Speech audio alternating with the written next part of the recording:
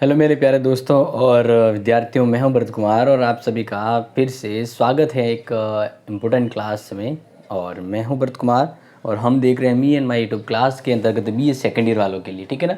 ये बी ए second year वालों के लिए स्पेशली हैं, तो ध्यान रखिएगा। बाकी के लिए भी अगर जिनके टॉपिक हैं तो वो इस टॉपिक को देख सकते हैं, ठीक है ना। बाकी ये सेकंड ईयर वालों के लिए है। और पेपर की बात करें तो पेपर फर्स्ट पेपर के अंतर्गत ये टॉपिक है। और इसके हम दूसरा से तीसरा पार्ट हम देख रहे हैं, तो इसका ये ध्यान रखना है कि इससे आगे वाला भी है जो मैंने आपको पढ़ाया स्विट्ज़रलैंड के बारे में, वो भी आप ज़रूर समझें, ताकि ये वाला जो है वो आपको समझ में आ सके। तो इसलिए आज हम जान रहे हैं बहुत ही इम्पोर्टेंट, जो शायद आपको नहीं पता है, लेकिन आज के इस वीडियो में मैं आपको ये बता देता हूँ जिससे आपको ये क्लियर हो जाएगा, ठीक है। तो देखिए, जैसे कि आपको पता होगा, मैंने इससे पहले वाले में भी आपको बताया था अपनी क्लास के अंतर्गत कि स्विट्ज़रलैंड को प्रत्यक्ष लोकतंत्र का घर कहा जाता है, या फिर एज राजनीति विज्ञान के लिए एक लैब प्रयोगशाला की अगर बात करें तो वो स्विट्ज़रलैंड ही है। अब ऐसा क्यों कहा जाता है तो वो आज हम क्लियर करेंगे। ये जो कहते हैं ना कि प्रत्यक्ष लोकतंत्र स्विट्ज़रलैंड में है या प्रत्यक्ष लोकतंत्र का घर है, तो इसकी क्या खूबी है जो स्विट्ज़रलैंड के अंतर्गत है, तो वही खूबी को हम देखेंगे। और आज का ये जो टॉपिक है, इससे संबंधित प्रश्न भी बनता है और बनेगा। तो आप जब पढ़ रहे हैं तो इसको नोट्स भी कर लीजिएगा, क्योंकि कुछ चीज़ें नोट्स है और कुछ चीज़ें मैं आपको बताने वाला हूँ, वो भी नोट्स करेंगे। तो पहली बात यहाँ से शुरू होती है कि स्विट्ज़रलैंड में प्रत्यक्ष लोकतंत्र है, जिसको मैं आपको समझा रहा हूँ। और प्रत्यक्ष लोकतंत्र को अपनाए जाने के दो उपकरण भी हैं, यानी दो ऐसे मेथड हैं वहाँ पे, जिस वजह से हम अगर देखें तो प्रत्यक्ष लोकतंत्र वहाँ पे अभिव्यक्त होता है। और वो है यहाँ पे जैसे ये वाले लोक निर्णय और आरंभक। ये मैं समझाऊँ इससे पहले ध्यान रखें कि वर्तमान में स्विट्ज़रलैंड के अंदर कितने कैंटन हैं। आपको मैंने इससे पहले भी बताया था, टोटल 23 कैंटन है। कैंटन का मतलब होता है राज्य। क्या होता है? राज्य, जो शायद मैंने आपको इससे पहले वाले क्लास में बताया था। अब इसमें से 20 तो है पूरे कैंटन, जैसे होते हैं ना भारत में राज्य होते हैं, राज्य किसी का जो पूरा राज्य होता है, केंद्र शासित प्रदेश जो आधे पूरे राज्य नहीं है वो केंद्र शासित होते हैं। उसी तरह यहाँ पे 20 तो क्या है कैंटन जो पूर्ण है, और 6 है अर्ध कैंटन। क्या है? अर्ध कैंटन। तो 6 अर्ध पूरा करें तो 3 हो जाते हैं, 3 और 20 23। तो ये चीज़ तो आपको पता चल गई है। अब यहाँ पे ध्यान रखें कि वर्तमान में स्विट्ज़रलैंड में एक तो पूर्ण कैंटन जिसका नाम है ग्लेरस, और 4 अर्ध कैंटन जैसे ओब वोल्डेन, मिड वोल्डेन, इनर ऑपनेजल एंड आउटर ऑपनेजल। ये वो स्विट्ज़रलैंड के कैंटन हैं जहाँ पर प्रत्यक्ष लोकतंत्र है। प्रत्यक्ष लोकतंत्र का मतलब गांव, वो एक सिटी जो है उसी के अंतर्गत कानून व्यवस्था होती है। अलग से कोई सरकार नहीं होती है, न ही किसी अलग से कोई एक अधिकारी का चयन किया जाता है, बिल्कुल नहीं होता। वहाँ पे हर साल एक समिति का गठन किया जाता है या एक समिति का चुनाव किया जाता है, और वही समिति हर बार बनती है। जैसे कहते हैं ना अपने ग्राम पंचायत की बात करें, तो वैसे ही वहाँ पर ये व्यवस्था होती है। और अगर मैं बात करूँ तो स्विट्ज़रलैंड में ये व्यवस्था है वह लगभग 20 काफ़ी समय से चली आ रही है। तो इसके अंतर्गत मैं बात करूँ तो ध्यान रखिएगा कि वहाँ पर हर साल एक संस्था का चयन होता है। उस संस्था मतलब एक परिषद बनती है, जैसे जो लोग होते हैं ना यहाँ पे स्विट्ज़रलैंड की इस एरिया की जब बात करूँ तो वहाँ पे 20 से 20 साल से ऊपर वाले जो मतदान में भाग ले रहे हैं, वे मिलकर एक समिति बनती है। उस समिति का नाम है लेजिस्लेटिव, या हम अगर बात करें अपने लैंग्वेज में तो प्रारंभिक सभा कहते हैं। और प्रारंभिक सभा हर साल बनती है, और इस तरह से वो क्या करती है कि या पिछली जो संस्था थी उसने क्या कार्य किया, उसकी रिपोर्ट और भावी योजना कानून बनाने के लिए बजट वगैरह, यानी सब चीज़ें जो एक विधानमंडल करती है ना, वह काम लेजिस्लेटिव करती है। और हर साल ये बनती हैं, और इसका जो एक अध्यक्ष होता है उसको हम कहते हैं लैंड्समैन। पूछा जा सकता है कि लैंड्समैन किसे कहते हैं। तो स्विट्ज़रलैंड में एक प्रत्यक्ष लोकतंत्र की एक संस्था होती है जो हर साल बनती है, और वहाँ पर शासन प्रशासनिक कार्य करती है। तो उसका जो प्रमुख होता है वो लैंड्समैन कहलाता है। तो क्लियर हो गया। अब ये वहाँ पर स्विट्ज़रलैंड के सभी राज्यों में पूरा एकदम रियल ये प्रत्यक्ष लोकतंत्र है कि वहीं के लोग उन अपनी ही सरकार बनाते हैं और अपने लिए काम करते हैं, ठीक है ना। ये वाला प्रत्यक्ष लोकतंत्र का एग्जाम्पल बताया मैंने। अब बात देखिए, तो ये प्रत्यक्ष लोकतंत्र स्विट्जरलैंड के सभी राज्यों में नहीं है, लेकिन स्विट्जरलैंड में दो चीज़ें ऐसी है जो वहाँ के बाकी हर एक राज्य में है, और यही ऐसे उपकरण है जो वहाँ पे प्रत्यक्ष लोकतंत्र को जीवंत रखे हुए हैं। ये तो मैंने आपको बता दिया, प्रत्यक्ष लोकतंत्र की दो ऐसे एरिया हैं जहाँ पर ऐसे, इसीलिए तो हम प्रत्यक्ष लोकतंत्र कहते हैं। तो दो एरिया तो मैंने आपको बता दिए, यहाँ पे जो कैंटन और अर्थ कैंटन का। अब बाकी में इस प्रत्यक्ष लोकतंत्र के इस संस्था को अव्यवहारिक मानते हुए एक नवीन व्यवस्था संचालित की गई, लेकिन प्रत्यक्ष लोकतंत्र का ही रूप है ये दो। और मुझे ऐसा लगता है और कि ये अगर आपके एग्जाम में नहीं आया है पिछली बार, तो इस बार आ सकता है कि लोक निर्णय और आरंभक क्या है। ये प्रत्यक्ष लोकतंत्र के दो उपकरण है। स्विट्जरलैंड के अंदर प्रत्यक्ष लोकतंत्र कहते हैं, तो ये दो रीजन ये भी हैं कि इस वजह से। तो अब इसको समझिए, मैं आपको इसको ऐसे कहें ना कि बारी बारी से समझा देता हूँ, ताकि क्या होगा आपको समझ में आ जाएगा। या फिर ऐसे करते हैं कि हम इसको एक तरह से कंपैरिजन पे तौर पे देखते हैं, ताकि आप नोट भी कर लेंगे और समझ में भी आ जाएगा। तो मैं इस बोर्ड को दो भागों में बांट देता हूँ, ठीक है ना। एक तरफ हम समझेंगे लोक निर्णय। क्या समझते हैं? लोक निर्णय। और ध्यान रखिएगा, अगर आप ये समझ रहे हैं इंपॉर्टेंट है तो इसको शेयर भी करिएगा, और नोट्स तो आपको करना ही है, ठीक है ना, ये भी ध्यान रखिएगा। इस तरफ हम देखते हैं आरंभक। अब ये क्या है आपको वही समझना है, और वो मैं यहाँ पे समझा रहा हूँ, ठीक है। तो देखिए, प्रत्यक्ष लोकतंत्र के अंतर्गत दो उपकरण है। एक तो है लोक निर्णय। लोक निर्णय यानी लोगों का निर्णय। तो ये इसको हम एक तरह से कहेंगे निषेधात्मक पावर,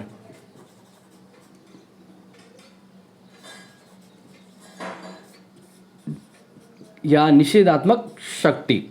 और ये शक्ति जनता के पास अंतिम शब्द के रूप में होती है।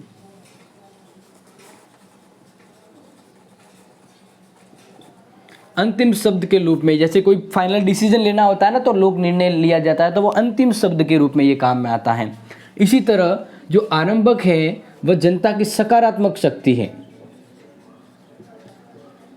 क्या है? सकारात्मक शक्ति। और इसके हम कहें ये एक लोगों का प्रारंभिक शब्द है।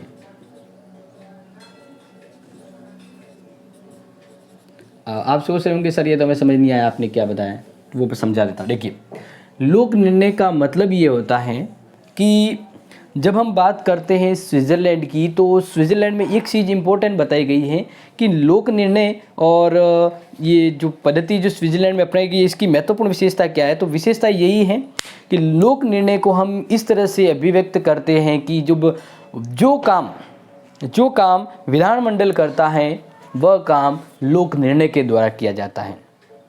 कैसे किया जाता है? लोक निर्णय के द्वारा किया जाता है। जैसे अगर मैं कुछ चीज़ें बताऊं, तो लोक निर्णय का तात्पर्य यह है कि विधानमंडल द्वारा पारित कोई विधेयक कानून का रूप ग्रहण नहीं करता है।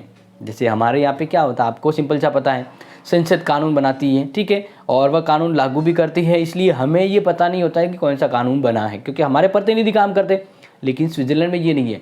वहाँ पर विधानमंडल के द्वारा बनाए कानून को वापस जनता के सामने प्रस्तुत किया जाता है, और उस पर लोक निर्णय लिया जाता है। कहा है ना, अंतिम पावर निषेधात्मक। तो जनता चाहे तो सरकार के बनाए विधेयक को, विधानमंडल के बनाए विधेयक को कैंसिल कर सकती है, स्वीकार कर सकती है, और ये कहलाता है लोक निर्णय। समझ में आ गया है? मैं यहाँ पे नोट कर देता हूँ ताकि आपको ये और इजी हो जाए। देखिए, विधानमंडल द्वारा पारित विधेयक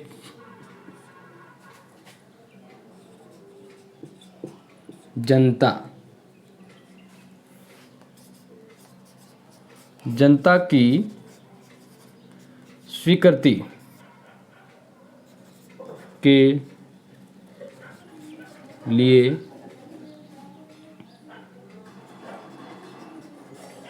लाया जाता है, जिस पर जनता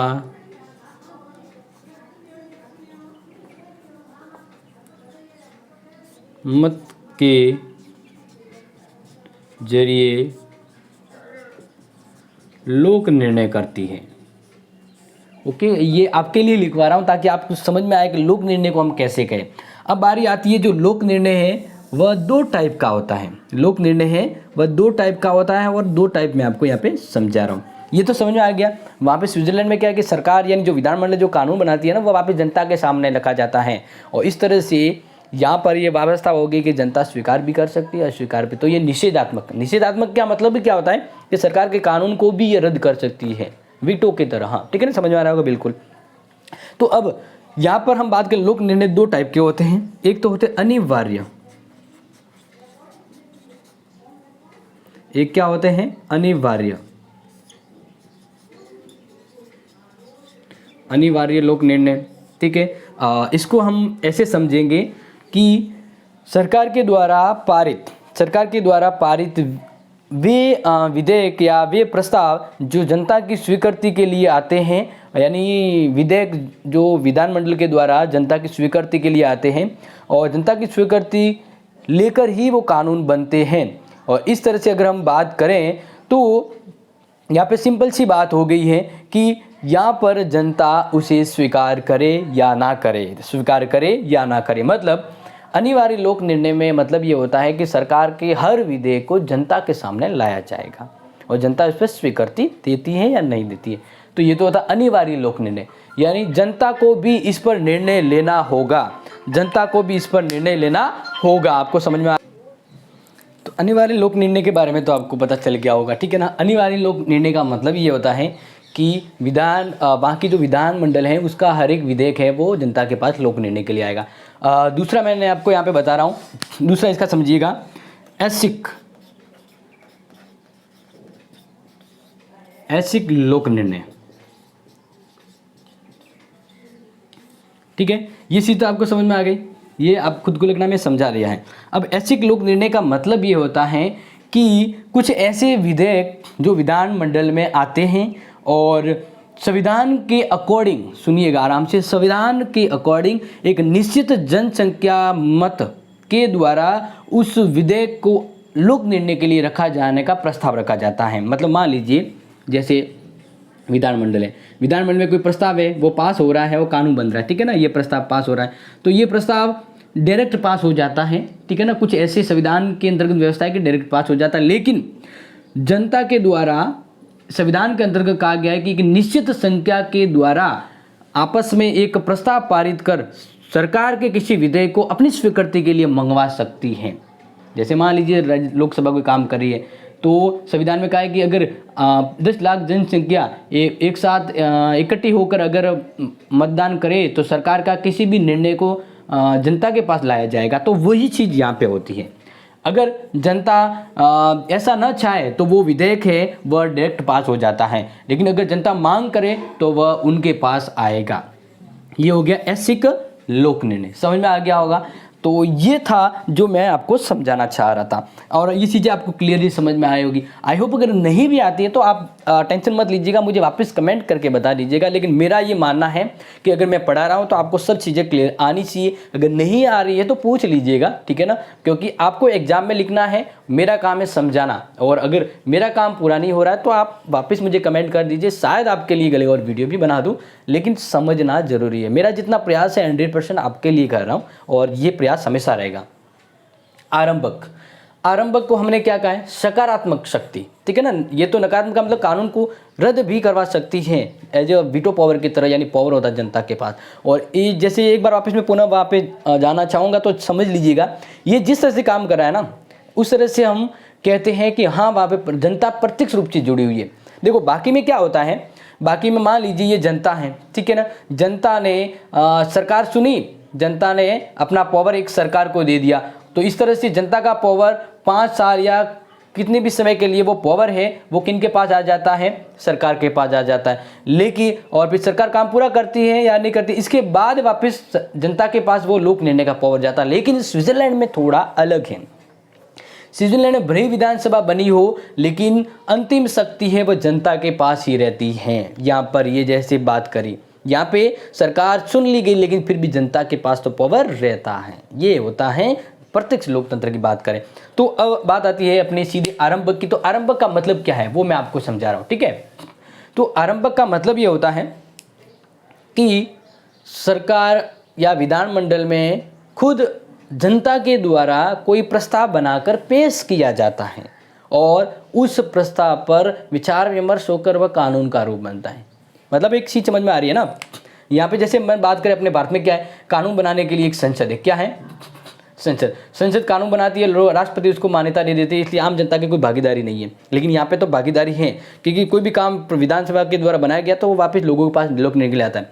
लेकिन इस आरंभक में मतलब क्या है, जैसे मान लीजिए ये जनता है, तो जनता अपने एक निश्चित मत के द्वारा कोई प्रस्ताव तैयार करेगी। क्या करेगी? कोई प्रस्ताव तैयार कर दिया और उस प्रस्ताव को कानून बनाने के लिए संसद में भेजा जाएगा।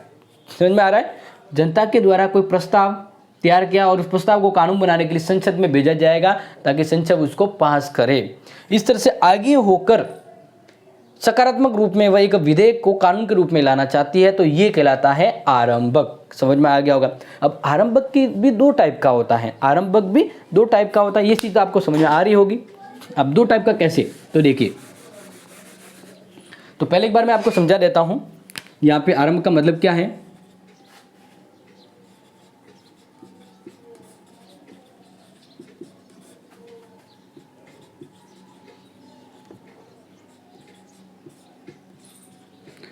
जनता की इच्छा या स्वयं द्वारा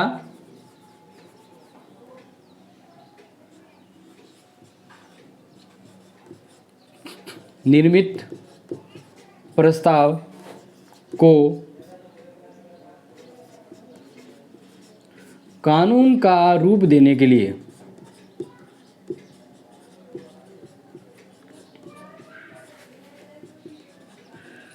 विधानमंडल में पेश करना, विधानमंडल में पेश करना। ठीक है, दोनों में सीधे समझ में आ गई होगी आपको। अब ये टू टाइप है, वो टू टाइप हम देख लेते हैं कि आरंभक भी दो टाइप का होता है और वो चीज़ हम यहाँ पे देख लेते हैं। पहला है सविन्यास आरंभक।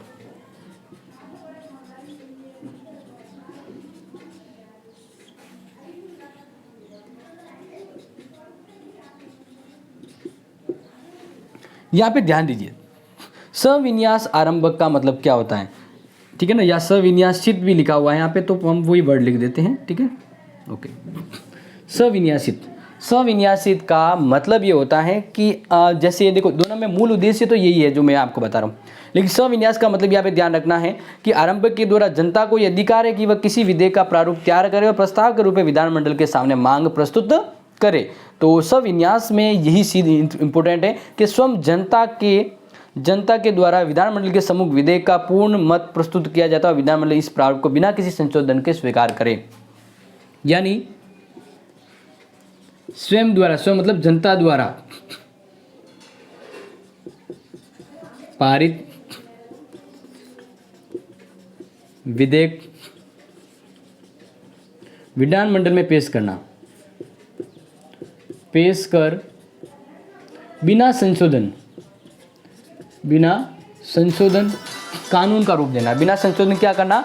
कानून का रूप देना। तो ये चीज़ तो आपको समझ में आ रही होगी, ठीक है ना। ये बहुत ही इंपॉर्टेंट चीज़ है, मैं आपको जैसे समझा रहा हूँ तो यहाँ पे चीज़ आपको क्लियरली समझ में आ रही होगी। क्या क्लियरली समझ में आ रही होगी, ठीक है ना। सविन्यास का मतलब ये होता है कि स्वयं के द्वारा यानी आम जनता के द्वारा प्रस्ताव पहले से बना दिया, वो प्रस्ताव विधेयक विधानमंडल में रख दिया और विधानमंडल बिना किसी संशोधन के उसको पास करे, तो ये हो गया सविन्यास आरंभक। फिर होता है यहाँ पे दूसरा, जैसे मैं बात करूं अविन्यासित आरंभक। अविन्यासित आरंभक को समझ लीजिए। अविन्यासित आरंभक का मीन्स यहाँ पे कहा गया है कि इसके अंतर्गत जनता विधानमंडल के सम्मुख कुछ निश्चित सिद्धांत रखती है। यदि विधानमंडल इस सिद्धांतों से सहमत है तो इसके द्वारा उसके आधार पर विधेयक निर्मित होता है। मतलब जैसे मान लीजिए ये विधानमंडल है, ये विधानमंडल है, तो इधर जनता के द्वारा कोई कानून बनाना है तो उस कानून के कुछ सिद्धांत इनको बताएंगे। मान लीजिए कि हमारे रोड सेफ्टी के लिए कोई कानून बनाना है तो इसके लिए जनता दो चार सिद्धांत रखेगी कि ये चीज़ें होनी चाहिए और उसी सिद्धांत को रखते हुए कानून बनाइए। यानी जनता की इच्छा को कानून का रूप देना है। जनता कह रही है कि कानून आप बनाइए, कौन? विधानमंडल। और इस तरह से ये वाला कहलाता है अविनाशिक आरंभक। इसमें सरकार चाहे तो इसकी जो मूल जो सिद्धांत है, जो ये जो सिद्धांत जो दे रहे हैं कि भाई हमारे ये मूल सिद्धांतों पे कानून बने, तो इसको वो थोड़ा कैंसिल भी कर सकती है, मना भी कर सकती है। तो इस तरह से फिर भी बात करें तो इस तरह से ये दो व्यवस्था है वो प्रत्यक्ष लोकतंत्र में अपनाई गई। और ये प्रत्यक्ष लोकतंत्र के दो उपकरण जो है ना, आरंभक और लोक निर्णय, ये जिस तरह से काम कर रहे हैं तो आपने देखा होगा, ऐसा आपने यहाँ पे लेनी, वहाँ पे बहुत अच्छे से ये एक्सप्लेन किया गया है, मतलब अच्छे से वहाँ पे काम भी कर रहा है। और इस तरह से जनता पूरी तरह से उस सरकार से जुड़ी हुई है। ठीक है, अब बात करें कि ये आरंभक का वर्णन इनके संविधान में कहा किया गया। सबसे जरूरी चीज़ ध्यान रखिए, आरंभक और लोक निर्णय का वर्णन इनके संविधान में कहा किया गया है। तो इनका संविधान तो आपको पता है, इनका संविधान कब बना था? इनका संविधान है वो 1998 में बना और 1999 में लागू हुआ है। ठीक है, 1898 में और 1899 में लागू हुआ है। तो इसके अंतर्गत इसका जो अनुच्छेद है, अनुच्छेद की बात करें यहाँ पे दिया हुआ 138 से लेकर 142 तक, ये जो प्रावधान है, ये प्रावधान किससे जुड़े हुए हैं? लोक निर्णय और आरंभक से जुड़े हुए। किससे जुड़े हुए हैं? लोक निर्णय और आरंभक। और संविधान में संशोधन के लिए भी लोक निर्णय की पहल की गई है। तो इस तरह से वहाँ पे संविधान संशोधन भी विधानमंडल का अकेला काम नहीं, आम जनता के भी उसमें भागीदारी होती है। तो आज का ये जो क्लास है वो हम यहीं पे ख़त्म करते हैं और ये स्विट्ज़रलैंड का टॉपिक यहाँ पे समाप्त होता है। तो अब अगर आपको कुछ भी कन्फ्यूजन है तो ज़रूर मुझे बताइएगा, और कोई भी दिक्कत है तो वो भी आप मुझे बता दीजिएगा। आपकी किसी भी तरह की अगर पढ़ाई से रिलेटेड भी प्रॉब्लम है तो वो भी बता दीजिएगा। और पता होगा कॉलेज की हर अपडेट आपको मैं शेयर कर रहा हूँ, तो इस वीडियो को आगे भी शेयर करें और ज्वाइन करें। थैंक यू, एंड दोबारा मिलेंगे इसी तरह से प्यार भरे वीडियो के साथ। तब तक के लिए आप सभी का धन्यवाद।